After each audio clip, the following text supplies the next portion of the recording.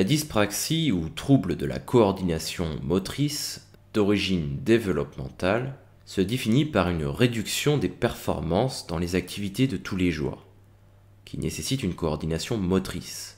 En clair, une personne qui souffre de dyspraxie va avoir des difficultés à réaliser des gestes simples du quotidien, comme par exemple simplement faire ses lacets. Tout ce qui est en lien avec la coordination dans l'espace sera problématique. La dyspraxie est aussi fréquente que la dyslexie, mais elle semble pourtant moins bien connue. Il y a quelques années, on disait que ces enfants étaient maladroits, se cognaient partout, tombaient, ils ont du mal à manger proprement, ils ne réussissent pas à faire leur lacet, à fermer un bouton, etc. En classe, on retrouve le même problème, puisqu'ils n'arrivent pas à coller des feuilles, ne sont pas capables de faire du coloriage proprement. Tous les enfants souffrant de dyspraxie n'ont pas forcément toutes ces particularités. Certains, par exemple, réussissent à faire du vélo, d'autres non. Mais tous sont maladroits. Néanmoins, malgré ce qu'on peut penser, ils ne le font pas exprès.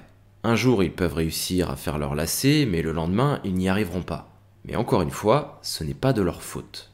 La dyspraxie peut se manifester par un retard dans les acquisitions motrices, par exemple des difficultés à marcher, de mauvaises performances sportives, des maladresses, par exemple faire tomber des objets assez souvent, ou même une dysgraphie, c'est-à-dire qu'ils ne peuvent pas organiser, coordonner leur écriture. Avec le temps, ils peuvent améliorer leur performance motrice, mais la dyspraxie ne disparaît jamais complètement.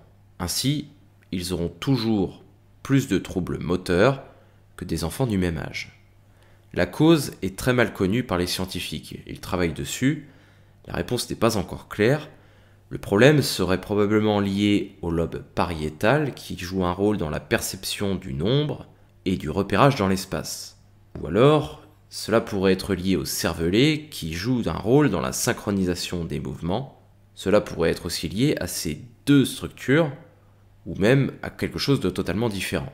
Quoi qu'il en soit, les enfants qui souffrent de dyspraxie ne sont pas moins intelligents que les autres. La dyspraxie, comme tous les autres troubles dys, ne doivent surtout pas être un frein pour l'enfant.